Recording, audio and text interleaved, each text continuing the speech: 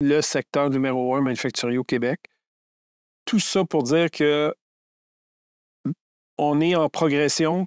La productivité au Québec, la tendance de la productivité au Québec est en rattrapage au prorata de la population et au prorata du dollar du PIB manufacturier propre à chacun. On est en rattrapage, on est en croissance et dans certains secteurs, on est supérieur à l'Ontario.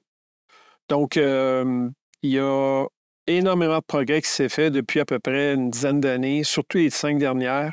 Il y a eu beaucoup d'initiatives, les gens ont embarqué, les entreprises ont embarqué, puis c'est encore... En fait, on n'est pas en retard. On est en progression, il faut juste continuer. On n'a pas un retard comme tel à rattrapage, là. On est dans le peloton, il faut juste continuer à se rapprocher de la tête.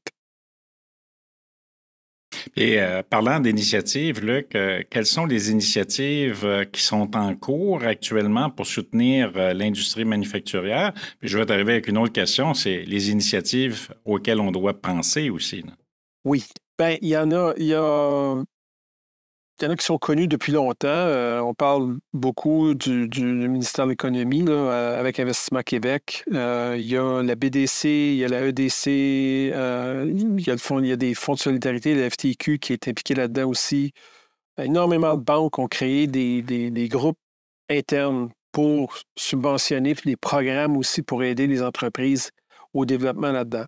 Donc, ces programmes-là sont majoritairement encore actifs, encore là aujourd'hui, puis ça fait plusieurs années, là, on parle d'avant la COVID, que ces initiatives-là étaient là pour donner de l'aide et encourager les entreprises manufacturières à faire le mouvement de la transformation numérique, là.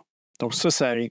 Par rapport au succès, par rapport à l'état de santé de ça, je suis convaincu que si on n'aurait pas atteint les chiffres qu'on a présentement dans la croissance du PIB puis la productivité sans ces programmes-là, ça aurait été impossible.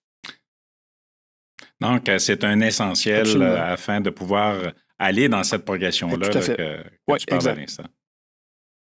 Puis dis-moi, en termes d'initiatives toujours, quelles sont les initiatives sur lesquelles on devrait s'arrêter, plonger, travailler, explorer davantage pour aller un pas plus loin là, en termes de développement de notre manufacturier puis de le soutenir encore plus fort? Bien, il y a eu un sondage qui a été fait par un grand manufacturier nord-américain, là, Rockwell Automation, aux plus de 1500 entreprises qui ont été consultées, les décideurs. Près de 60 de ces compagnies-là, c'était les décideurs qui étaient interviewés et contactés pour répondre à des questions là-dessus.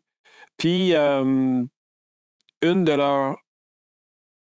leurs états majoritaires là-dedans, c'était des investissements faits en technologie, représentaient le top 3 de leurs priorités. Donc, l'élément clé de ces technologies-là, c'était l'AI, l'intelligence artificielle générative. Un élément qu'on entend parler depuis longtemps, mais qui est rendu à chaque année qui monte dans les priorités, c'est la cybersécurité. Énormément de craintes sur les entreprises versus ça. Donc, il y a énormément d'investissements là-dedans. Puis le troisième, où est-ce qu'il y a 98 de ces 1500 entreprises-là qui ont été interviewées ont défini avoir des actions et des budgets pour tout ce qui est l'environnement, société, gouvernance. Donc, les ESG, principalement, évidemment, le E, donc qui est la carboneutralité, l'empreinte carbone et tous ces éléments-là qui sont maintenant devenus une politique qui va être applicable dans les appels d'offres, là. Donc, c'est ces trois éléments-là qui sont majoritaires présentement.